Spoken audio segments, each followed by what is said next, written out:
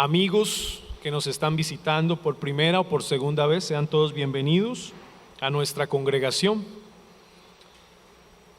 Yo le invito a que abra su Biblia en el libro de los Hechos, capítulo 4. Libro de los Hechos, capítulo 4.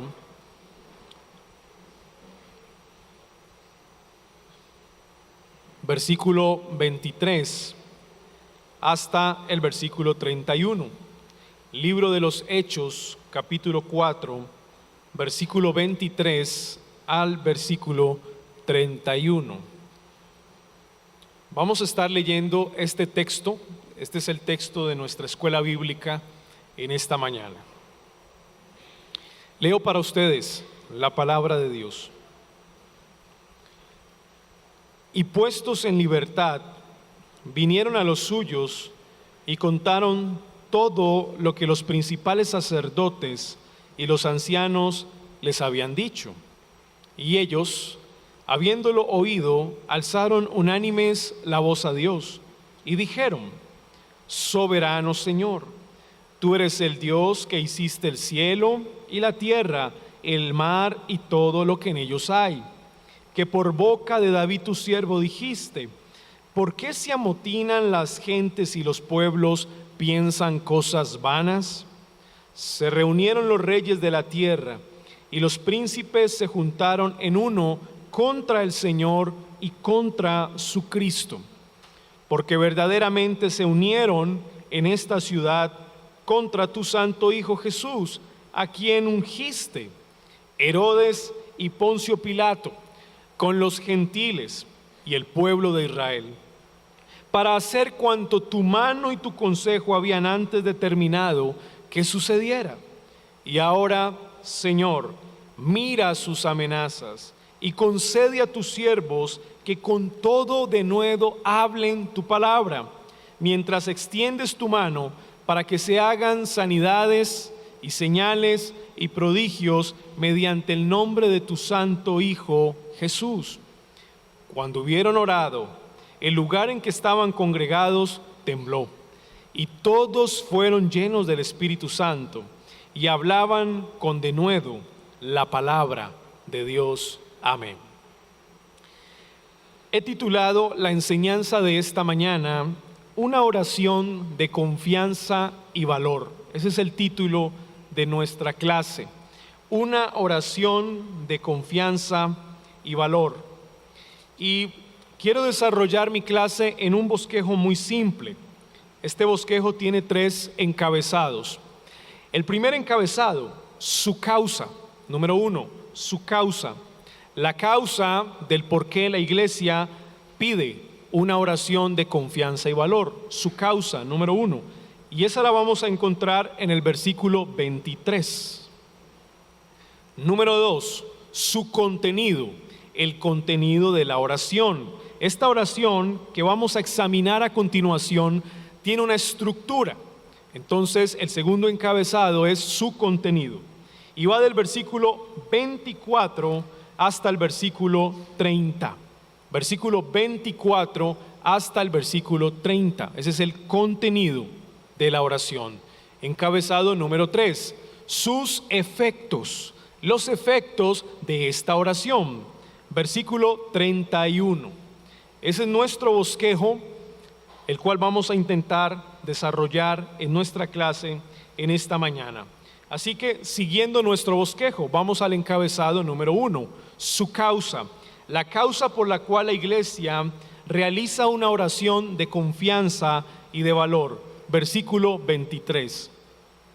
Y puestos en libertad, vinieron a los suyos y contaron todo lo que los principales sacerdotes y los ancianos les habían dicho. Para empezar, tenemos que decir que cuando Pedro y Juan salen del concilio de los judíos, lo primero que ellos hacen es ir a la iglesia y darles un informe de lo que los principales sacerdotes y los ancianos les habían dicho. Ellos le informan a la iglesia. Quiero aclarar algo. Si ellos van y le cuentan a la iglesia de Jerusalén, entendemos que no es toda la iglesia de Jerusalén, por obvias razones. Ya en esta parte del contexto hay 5,000 personas que hacen parte de la iglesia de Jerusalén, contando simplemente a los varones, porque la cuenta puede sumar más de 10,000 personas que hacían parte de la membresía de la iglesia local de Jerusalén. Así que muy seguro el informe que da Pedro y que da Juan es a una parte de la iglesia de Jerusalén, digamos a la parte de los hermanos de más confianza o más cercanos en su apostolado. Ellos dan el informe. Ahora, ellos le dicen lo que los sacerdotes y los ancianos les habían dicho a ellos en el concilio. ¿Qué fue lo que le dijeron? Principalmente dos cosas. Número uno, lo que hicieron los sacerdotes y los ancianos fue cuestionar la fuente de su autoridad para predicar y para hacer milagros. Fue lo primero, y eso está en el capítulo 4. Ellos cuestionaron la fuente de su autoridad. Ahora, piense conmigo lo siguiente. Estamos ante el concilio de Jerusalén, un concilio llamado Sanedrín, cuya palabra significa sala del consejo o sala de consejo. Eso es lo que quiere decir la palabra Sanedrín. Gente supremamente docta y estudiada. Ahora, Pedro y Juan, dos pescadores que están predicando y dando discursos en medio del pueblo y de la plaza principal en Jerusalén. ¿De dónde acá dos pescadores llaman tanto la atención entre el pueblo? Noten, entonces aquí hay un conflicto académico. El concilio de Jerusalén no entiende cómo dos simples pescadores están hablando con tanto denuedo el mensaje que están dando, de tal manera que están convenciendo al pueblo de las verdades que están exponiendo. Ellos no entienden. Así que el primer elemento es cuestionar la fuente de su autoridad. ¿Cuál es su autoridad para hablar estas cosas y para hacer milagros? Pero número dos, los amenazaron de muerte. En caso de que siguieran predicando y haciendo milagros, entonces el Sanedrín iba a proceder de manera drástica contra ellos. Los amenazaron de muerte. Así que lo que hace Pedro y Juan ante la iglesia es dar ese informe, es decirles a ellos cómo les habían cuestionado su fuente de autoridad y cómo los habían amenazado de muerte para no seguir predicando y haciendo señales milagrosas entre el pueblo. Ahora, el conflicto es con las autoridades judías y ese conflicto concierne a toda la congregación. ¿Por qué concierne a toda la congregación? Porque lo que ellos están haciendo es dándole un informe a la iglesia. En otras palabras, lo que es con Pedro y con Juan es con la iglesia de Jerusalén. Si el Sanedrín inicia una persecución contra Pedro y Juan, es una persecución contra la iglesia. Si el Sanedrín cuestiona la autoridad de Pedro y de Juan, está cuestionando la fuente de autoridad de la iglesia. Si el Sanedrín amenaza de muerte a Pedro y a Juan, está amenazando de muerte a la iglesia. O sea que el conflicto contra las autoridades judías concierne a toda la comunidad, a toda la congregación.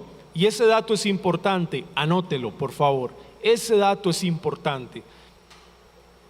Ahora, esta persecución, muy claramente dicho por Lucas, viene de parte de los sacerdotes y de los ancianos. Es por esa razón que yo estoy totalmente convencido que viene de parte del Sanedrín. Y les voy a explicar por qué. Creo que es un breve repaso tal vez de la predicación anterior, el día domingo anterior. El Sanedrín es la corte suprema judía, la corte suprema de Israel. Y se constituía por tres tipos de personas. El primer tipo de persona eran los gobernantes. Ese es el primer tipo de persona que hacían parte de la Corte Suprema de Israel, los gobernantes. El segundo tipo de personas eran los consejeros. Y el tercer tipo de personas eran los maestros. Ahora, para poder entender cada uno de estos tipos de personas, pues vamos a decirlo así. Los gobernantes eran los sacerdotes que hacían parte del Sanedrín. Los consejeros eran los ancianos, hombres mayores de 40 años. ¿Por qué? Porque en el contexto judío se cuenta la edad hasta los 40 como parte de la juventud. Una persona hace parte de la juventud hasta los 40 años. Después de los 40 años empieza un periodo de adultez y después anciano. Así que eran hombres que superaban los 40 años, los consejeros o ancianos. Y número 3, los maestros. Y estos maestros eran los escribas. Estos 3 tipos de personas constituían lo que se conoce como el Sanedrín judío, la Corte Suprema de Israel. Sacerdotes, ancianos y escribas. Ahora, ¿quiénes eran los sacerdotes? Los sacerdotes eran saduceos. No sé si usted ha leído en los evangelios acerca de los saduceos y tal vez se ha preguntado de dónde viene el nombre saduceo. Pues los saduceos alegaban que ellos venían del linaje sacerdotal del sumo sacerdote Sadoc, sumo sacerdote en tiempos de David y de Salomón. De ahí viene el nombre saduceos. Y tienen un origen más o menos cerca del siglo II antes de Cristo, por allá en el tiempo de la rebelión de los macabeos, de la reconstrucción del templo de Salomón a manos de Herodes el Grande. Es por eso que los saduceos controlan el sacerdocio y controlan el templo. Recuerden esto. En el tiempo de la Pascua, las personas caminaban muchos kilómetros para llegar hacia Jerusalén y poder entregar el animalito que habían engordado y que habían cuidado muy bien, para entregarlo ese día. Ellos se acercan al templo y encuentran un grupo de personas, los cambistas, que estaban ahí haciendo negocio.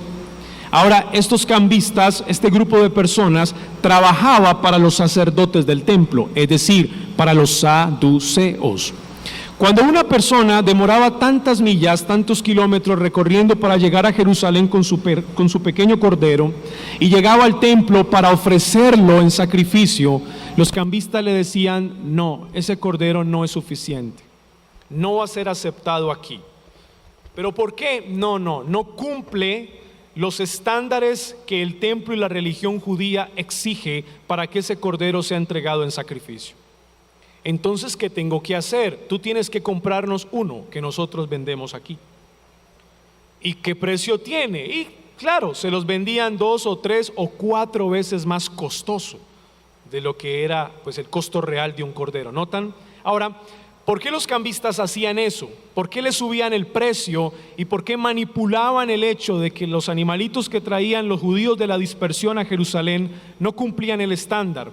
Porque una porción económica de ese cambio, de esa compra, iba a los saduceos. Los sumos sacerdotes, los sacerdotes se quedaban con un porcentaje de las ganancias. Era todo un negocio.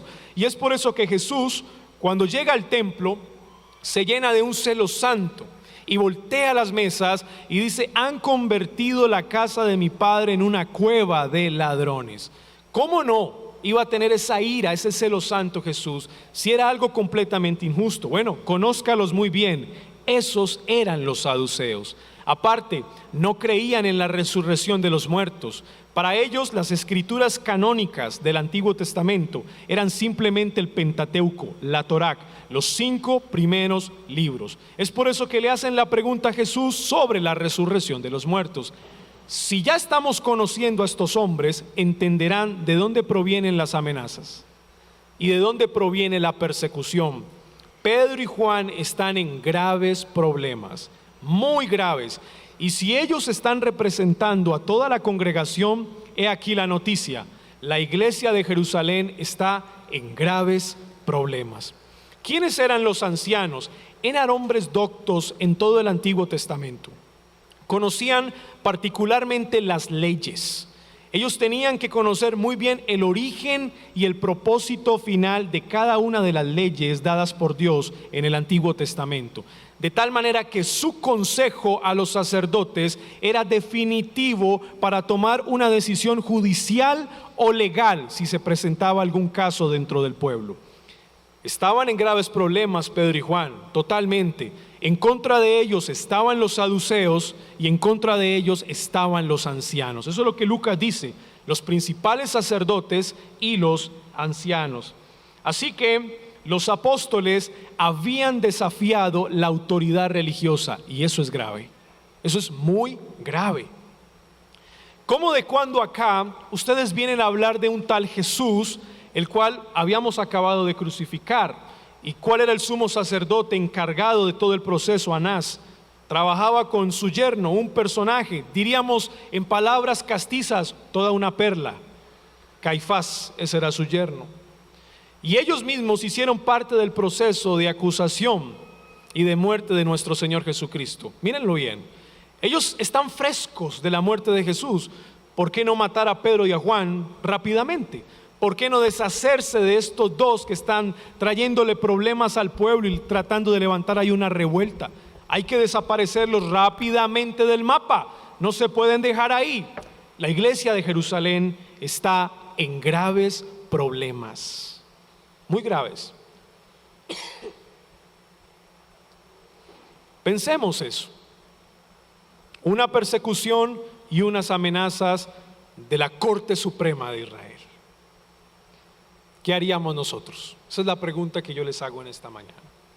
¿Qué haría usted? ¿Qué haría usted si le llega la amenaza a su casa por ser cristiano o a nosotros por ser predicadores? ¿Qué es lo primero que haríamos? Y lo que vamos a ver a continuación es lo primero que hizo la iglesia. O sea, cuando ellos dan este informe, que por supuesto es grave y es supremamente peligroso, la iglesia va a responder, es decir, va a superar el conflicto, llevando a cabo una oración comunitaria. ¿Sí lo escuchó? La iglesia va a superar el conflicto, llevando a cabo una oración comunitaria, o cambia el término comunitario, congregacional. Ustedes apuntaron lo que les dije que debían apuntar al principio en la causa, ¿cierto? Cuando les dije que el conflicto contra las autoridades judías concierne a toda la comunidad, a toda la iglesia. Bueno, la solución al conflicto concierne a toda la iglesia. Por eso la iglesia levanta una oración congregacional. ¿Sí notan cómo es la respuesta al conflicto?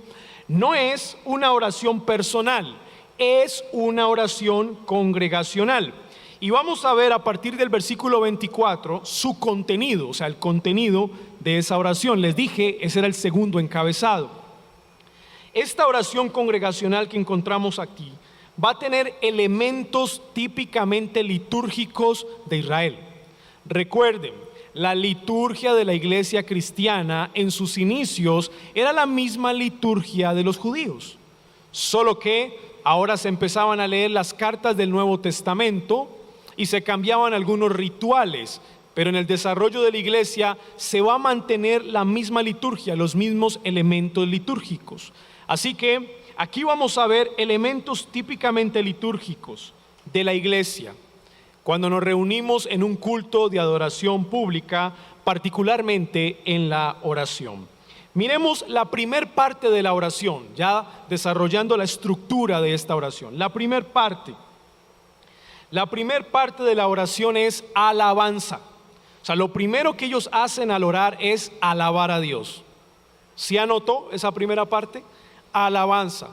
Anótela. Número 1, alabaron a Dios cuando empezaron a orar. Versículo 24. Y ellos, habiendo oído, alzaron unánimes la voz a Dios y dijeron: soberano Señor, despotes Kyrios. Eso es, despotes Kyrios, soberano Señor.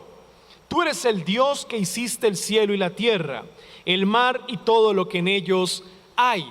Hay una alabanza a Dios, y ese título, despotes Kyrios, es dado solamente a Dios, en este contexto al Hijo de Dios particularmente. Y lo que significa despotes o soberano es aquel que hace lo que quiere, cuando quiere, cómo quiere y dónde quiere. Ese es el despotes, el soberano. Es aquel que hace lo que quiere, cuando quiere, cómo quiere y dónde quiere. Y Kyrios es un título asignado en el Nuevo Testamento particularmente a Jesús de Nazaret.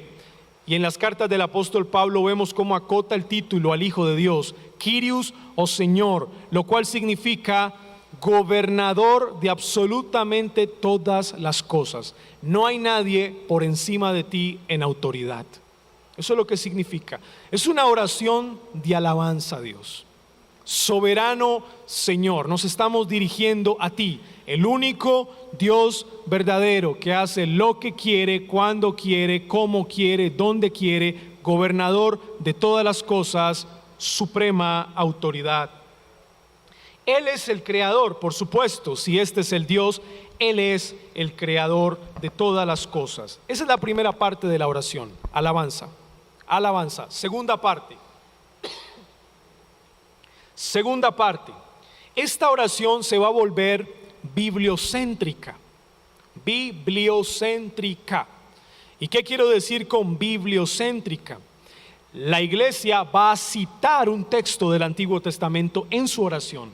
Versículo 25. Que por boca de David tu siervo dijiste: ¿por qué se amotinan las gentes y los pueblos piensan cosas vanas? Se reunieron los reyes de la tierra y los príncipes se juntaron en uno contra el Señor y contra su Cristo. Mírenlo bien, miren qué tan importante en una oración, no solamente el elemento de alabanza, sino el elemento bibliocéntrico. Citar un texto de las Escrituras para apoyar la oración que estoy levantando. Ahora, ellos citan el Salmo capítulo 2. Vamos al Salmo capítulo 2 un momento y le echamos un corto vistazo a los 3 primeros versículos del Salmo capítulo 2. Bueno, ya Lucas en el versículo 25 nos está diciendo que el autor del Salmo es David. ¿Sí? Mírenlo bien, que por boca de David, esto es lo que la iglesia está diciendo en su oración. O sea que no vamos a tener problemas en la autoría del Salmo 2. Ya sabemos que quien lo escribió fue el rey David. Salmo 2, versículos 1 al 3. Mírenlo bien. ¿Por qué se amotinan las gentes y los pueblos piensan cosas vanas? Se levantarán los reyes de la tierra y príncipes consultarán unidos contra Jehová y contra su ungido, diciendo: rompamos sus ligaduras y echemos de nosotros sus cuerdas. Si usted me pregunta a mí, pastor, resuma los 3 versículos que acabamos de leer, yo se los resumo en el siguiente encabezado: el plan contra el Mesías Rey. Así se lo resumo para que se acuerde: el plan contra el Mesías Rey. Si quiere cambiar la palabra plan, ponga la conspiración contra el Mesías Rey. De un pueblo impío, descrito en el Salmo por gentes y pueblos, se levantarán reyes y príncipes, miren muy bien, contra el Mesías Rey. Entendemos que los salmos se tienen que interpretar a la luz de su contexto histórico. Claro, el ungido aquí inicialmente es el rey David. Sin embargo, Lucas, cuando escribe el capítulo 4 en el que estamos e introduce la oración de la iglesia, ya nos está dando una interpretación cristológica del Salmo 2. Aunque es David el ungido aquí, el Salmo 2 se convierte en un salmo profético que está anunciando una verdad mucho más trascendente y profunda. Ahora, miren conmigo el versículo 3. Rompamos sus ligaduras y echemos de nosotros sus cuerdas. Esa expresión la podemos traducir en los tiempos actuales del siglo XXI como: esta es una nueva época, es una nueva era, es una nueva etapa donde todos podemos ser libres y nadie me dice a mí lo que tengo que hacer. Sal de closet. Se lo estoy tratando de explicar en nuestro contexto. En las palabras antiguas es rompamos sus ligaduras. ¿Cuáles son las ligaduras para los impíos? Los mandamientos divinos. Ellos ven los mandamientos divinos como unas ligaduras, como una cadena que los tiene presos y que ha coaccionado su libertad. Son los mandamientos divinos. Y lo que ellos claman es: vamos a romper estos mandamientos gravosos que quitan nuestra libertad. Esa es la voz de los pueblos y de las gentes rebeldes de antes. Ahora, ¿por qué es importante entender esto?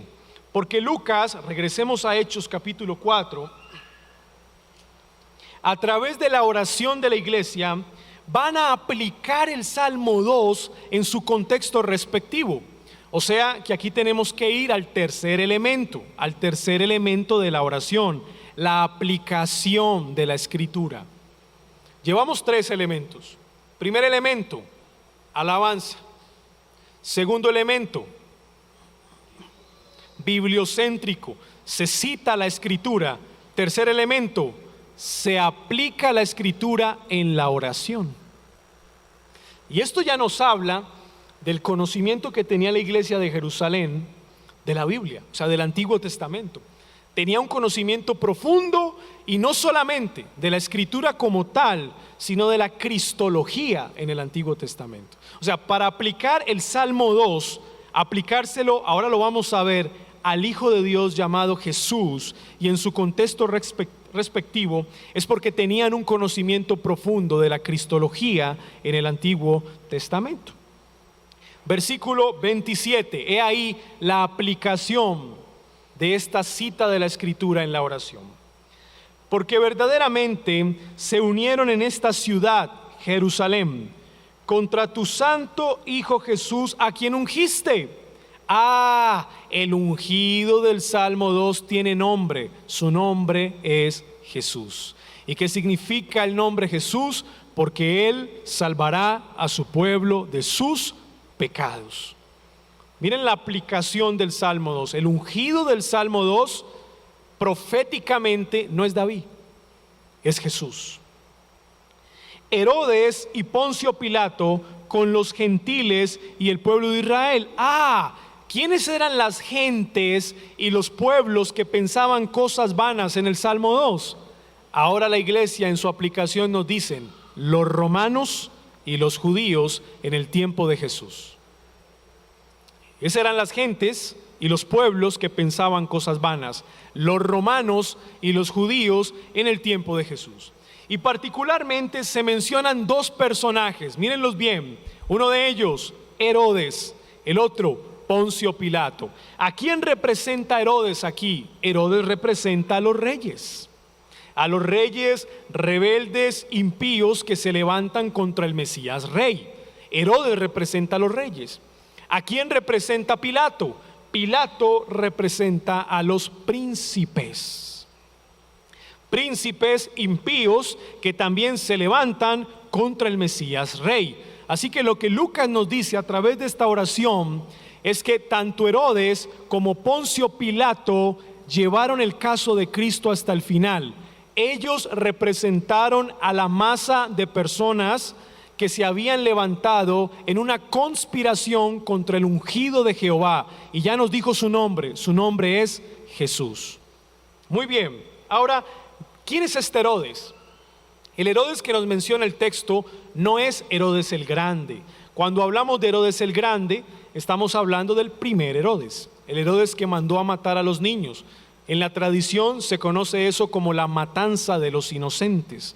Los niños, cuando nuestro Señor Jesucristo nace y Herodes ve que su gobierno está siendo amenazado por el futuro rey de los judíos, determina mandar a matar a todos los niños. Este es Herodes el Grande. Herodes el Grande tuvo un hijo, varios hijos, pero en este contexto tuvo un hijo, el cual se llamó Herodes Antipas. Y ese Herodes Antipas es el que menciona Lucas aquí, en el versículo 27. Cuando dice Herodes, está hablando es al hijo de Herodes el Grande. Él fue el que llevó el caso de Cristo, y cuando Poncio Pilato no supo qué hacer con Jesús, se lo llevó a Herodes Antipas, y Herodes Antipas se encartó, digámoslo así, porque él tampoco sabía qué hacer con el caso Jesús. Realmente es muy difícil tratar de acusar a alguien que es inocente, ¿o no? Pues realmente ese era el problema que tenía Poncio Pilato, y era el problema que tenía Herodes Antipas. Ahora, ¿quién era Poncio Pilato? Poncio Pilato era conocido como procurador romano. Procurador romano. ¿Y cuál era el papel de un procurador romano? Un procurador romano era un gobernante directo puesto por Roma. Es decir, Poncio Pilato no representaba a los judíos en nada, absolutamente nada. ni los representaba políticamente, ni los representaba religiosamente. La labor de Poncio Pilato era la siguiente: tratar de preservar la paz y el orden en Palestina. Pues es que los judíos tenían fama de que eran un pueblo difícil de gobernar. No ha habido pueblo más difícil de gobernar que el pueblo judío. Así que cuando ponen a Poncio Pilato como gobernador directo de Palestina, él tiene que intentar preservar la paz de toda la provincia y, por supuesto, vigilar que el pueblo pague sus impuestos. A él, como representante de Roma, le convenía que ellos pagasen el tributo, y así su cargo cada día más pues iba a ser más reconocido, iba a tener más permanencia en su cargo como gobernador. Usted lee los evangelios y yo he escuchado a cristianos tener un pensamiento positivo de Poncio Pilato, y les voy a decir en esta mañana, eso es incorrecto. Muchos cristianos hablan de Poncio Pilato como si fuera un ángel del cielo, porque tuvo un encuentro con Jesús, la típica imagen en que se lava las manos, etcétera, y ven a Poncio Pilato como un bonachón entre la turba judía perversa. Poncio Pilato es el típico bonachón que no le quiere hacer nada malo a Jesús, y bueno, y en la película La Pasión de Cristo lo muestran más o menos así también. Bueno, mis hermanos, históricamente Poncio Pilato no fue ningún bonachón. Poncio Pilato es reconocido por los historiadores como el procurador romano más perverso que ha tenido Roma. ¿Entiende eso? Eso es lo que dice la historia de él. El gobernador más perverso que ha tenido Roma. A él no le faltaba el carácter para mandar a matar si no pagaban el tributo, si no daban el impuesto. No le faltaba el carácter, y no le faltaba el carácter de dar una orden y llevar a un proceso romano para crucificar personas. Así que estamos aquí frente a un hombre supremamente perverso. Bueno, Lucas nos dice que lo que se dijo en el Salmo capítulo 2 se cumplió en Jesús. Jesús es el Mesías Rey, el cual fue llevado a la cruz por unos reyes, Herodes Antipas, algunos príncipes, Poncio Pilato, y fue crucificado. Ahora, miren lo que sigue a continuación, y esto es lo que a mí me llama la atención, versículo 28. Para hacer cuanto tu mano y tu consejo habían antes determinado que sucediera. La iglesia, en este tercer elemento, recuerdan la aplicación de ese salmo, está reconociendo que todos los eventos que se llevaron a cabo en la crucifixión de Jesús habían sido determinados por la absoluta y soberana voluntad de Dios. Ellos están reconociendo que aún los más grandes poderosos son instrumentos en las manos de Dios. Ese es el reconocimiento. Así que aquí hay una comprensión en la oración que están haciendo de la soberanía de Dios muy grande y muy clara. Dios está detrás de todo esto y ha llevado la historia de la humanidad de una manera tan perfecta, con tanto detalle y tal delicadeza, que se ha hecho todo lo que Dios ha querido que se haga. Pero eso no es lo más aterrador de la oración. La oración tiene una parte aterradora. Lo más aterrador de la oración es el elemento número 4, la súplica, la petición por poder o denuedo para predicar. Ese es el elemento número 4, la súplica o la petición, ya particularmente por denuedo para predicar. Y usted está preguntando por qué ese cuarto elemento es aterrador. Vamos a ver por qué. Versículo 29. Y ahora, Señor, mira sus amenazas y concede a tus siervos que con todo denuedo hablen tu palabra, mientras extiendes tu mano para que se hagan sanidades y señales y prodigios mediante el nombre de su santo Hijo Jesús. Si en la oración esta es la parte donde yo voy a pedir, ¿qué es lo primero que usted pide? Sea sincero. ¿Qué es lo primero que usted pide? Si ya se ha reconocido la soberanía de Dios, ¿qué es lo primero que usted pide? Señor, detén la persecución y derrama fuego del cielo contra el Sanedrín, perversos. ¿Es así o no? Señor, detén este tiempo de prueba. Es suficiente, ¿cierto? Es lo primero que, creo que pediríamos. Pero la parte aterradora de la oración es el cuarto elemento. Ellos no piden eso. Ahora, Señor, mira sus amenazas y concede a tus siervos que con todo denuedo, es decir, a pesar de la persecución del Sanedrín y a pesar de las amenazas del Sanedrín, concédele a tus siervos que hablen con denuedo la palabra de Dios. La palabra denuedo aquí también se puede traducir por confianza y valor. Es decir, Señor, de una manera muy especial. Y miren el reconocimiento que hicieron en el versículo 28 de la soberanía de Dios. Vamos a entender el hilo de la oración. Si estoy reconociendo, Señor, tu soberanía, tu grandeza, que has determinado todos los eventos de la historia de una manera tan delicada y perfecta, quien trabajaste o llevaste a cabo a la mano de Poncio y de Herodes todo tu plan, tú, Señor soberano, dales ese poder que está en tu voluntad, en tu soberanía, a tus apóstoles. Si tú fuiste capaz de traernos hasta aquí en tu soberano plan, ahora danos, Señor, la respuesta, la solución. Y la solución es darnos confianza y valor para seguir extendiendo tu reino en la predicación de tu palabra. Miren cómo la comprensión de la soberanía de Dios no los llevó a ser escapistas, a no enfrentar el problema. No, la comprensión de la soberanía de Dios los llevó a enfrentar el problema predicando con valentía la palabra de Dios. Por eso este cuarto elemento de la oración, de manera práctica, es el que casi no quisiéramos elevar, pero es completamente bíblico. Pero también piden que continúen las señales milagrosas. ¿Por qué piden eso? Porque las señales milagrosas confirman el apostolado de Pedro y de Juan. Por cierto, señales milagrosas que los saduceos no hacían. Y es claro, señales milagrosas que los ancianos del Sanedrín tampoco hacían.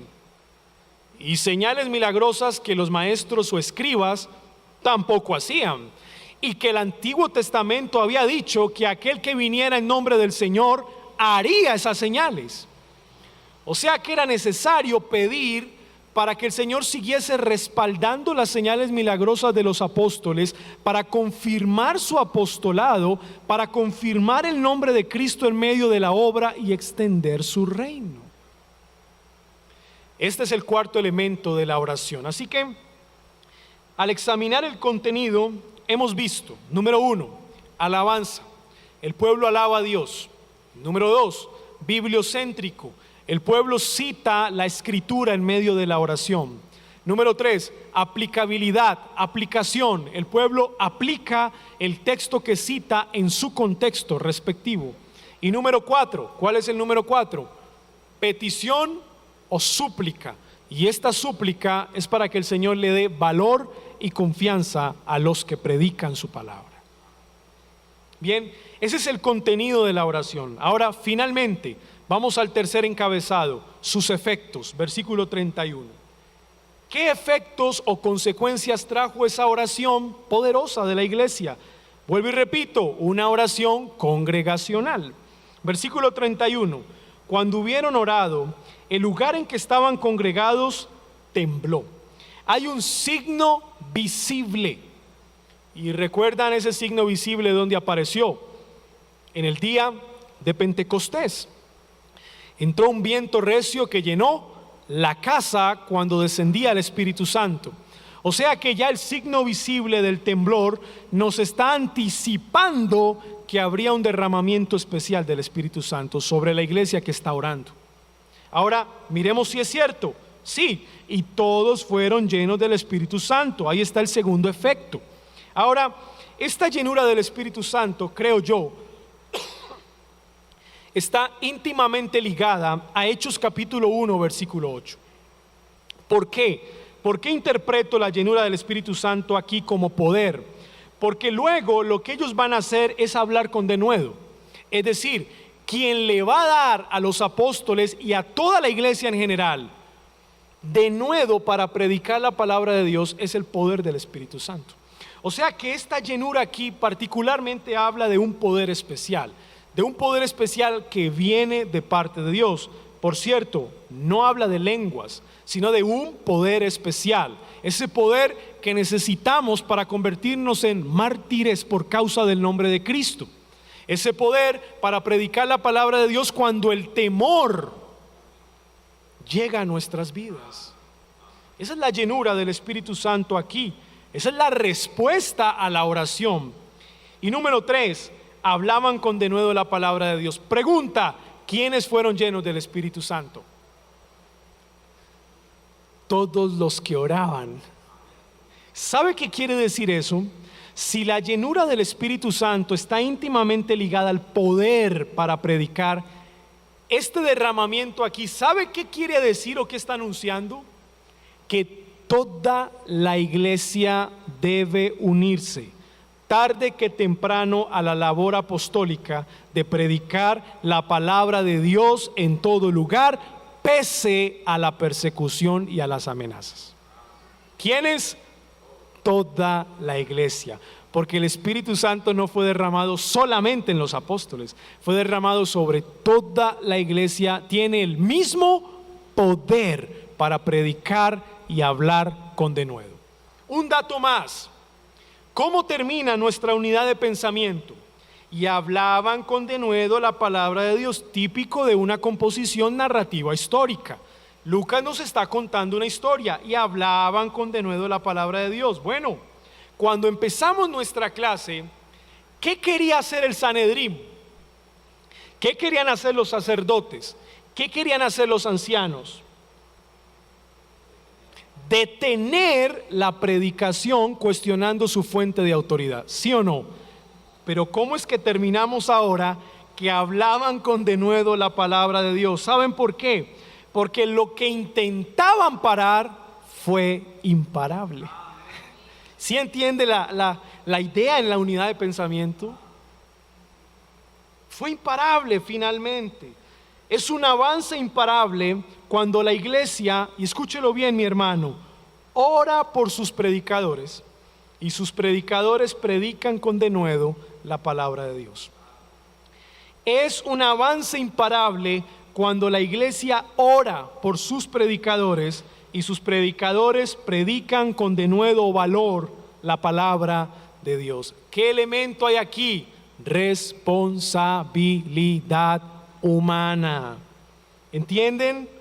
Podemos nosotros decir: el avance imparable es obra de la soberanía de Dios. Sí lo es, pero también contiene responsabilidad humana. El creyente es responsable para orar por el avance del reino y para predicar en el avance del reino. Las dos líneas paralelas están ahí: soberanía en el avance y responsabilidad en el avance.